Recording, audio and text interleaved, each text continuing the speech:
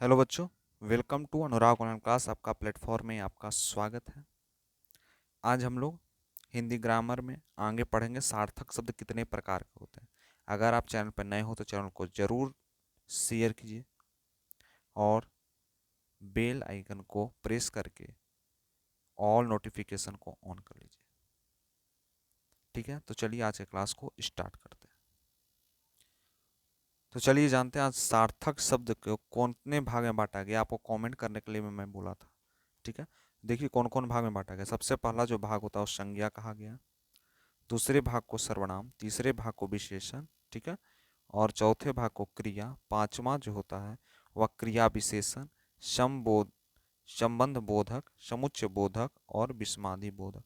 इतने चीज हैं जो सार्थक जो शब्द है उसको 8 भाग में बांटा गया। ठीक है, किस में बांटा गया है सबसे पहले जानिए, यहीं पर याद कीजिए कि सार्थक शब्द को 8 भाग में बांटा गया, जिसमें संज्ञा होते हैं, सर्वनाम होता है, विशेषण होता है, क्रिया होता है, क्रिया विशेषण होता है, संबंध बोधक होता है, समुच्चय बोधक होता है, विस्मादि बोधक होता है।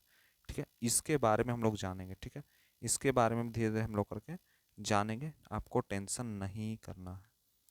ठीक है, चलिए नेक्स्ट नेक्स्ट बात करते हैं शब्द और पद में क्या अंतर है। शब्द और पद क्या होता है। सार्थक वर्ण समूह को शब्द कहा जाता है। जो सार्थक का वर्ण समूह होता है उसको हम कहते हैं शब्द।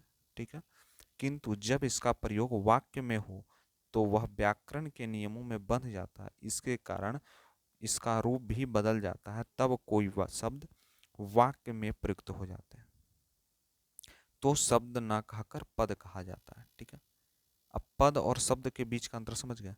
जब किसी सार्थक वर्ण समूह हो तो शब्द कहलाएगा, लेकिन कुछ विशेष में बदल जाए, व्याकरण का नियम है, इसके कारण वह रूप अपना बदल देता है तो वह कहला जाता है शब्द।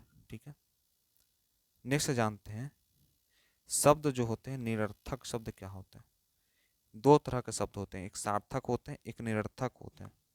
तो निरर्थक शब्द क्या होता है। निरर्थक शब्द का परिभाषा कैसे लिख सकते हैं कि जिन शब्दों का कोई अर्थ ना हो, जिन शब्दों का कोई अर्थ ना हो वह शब्द निरर्थक शब्द कहलाता है। जैसे रोटी वोटी, हम लोग बोलते हैं ना पानी वानी दो, ठंडा वंडा दो, इसका कोई अर्थ निकल रहा नहीं। इनमें वोटी, वानी, वाना, इस सब का कोई भी अर्थ नहीं है। यह क्या है, निरर्थक शब्द होता है। ठीक है, लेकिन रोटी का अर्थ निकल रहा है, पानी का अर्थ निकल रहा है, डंडा का अर्थ निकल रहा है, लेकिन अब रोटी वोटी बोल देते हैं, पानी वानी बोल देते हैं, इसका कोई अर्थ निकल रहा है नहीं निकल रहा है, तो यह क्या है, एक निरर्थक शब्द है। हम लोग इसी तरफ बोल रहे हैं सिर्फ। ठीक है, बात करते हैं कि निरर्थक शब्दों में व्याकरण के विचारों को नहीं रखा गया। यहाँ पे व्याकरण के कोई भी विचार को नहीं रखा गया। जिन शब्दों का कोई अर्थ ना हो उन्हें निरर्थक शब्द कहते हैं। जान गया, निरर्थक शब्द में अक्सर सार्थक शब्दों का प्रयोग में लाते हैं। जैसे में होटल वोटल का खाना रोज नहीं खाया जाता, हम लोग बोलते हैं इसे।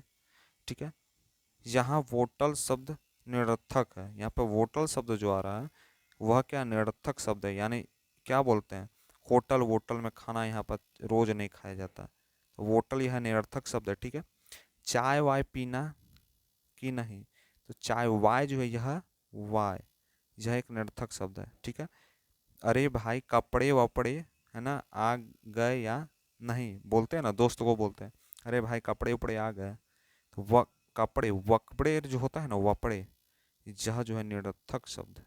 ठीक है, समझ आ गया निरर्थक शब्द क्या होता है। ठीक है, तो आज बार इतना ही, मिलते हैं अगले क्लास में। आपको कैसा वीडियो लग रहा है इससे नीचे कमेंट करके ज़रूर बताइए। ठीक है, मिलते हैं अगले क्लास में। Thank you.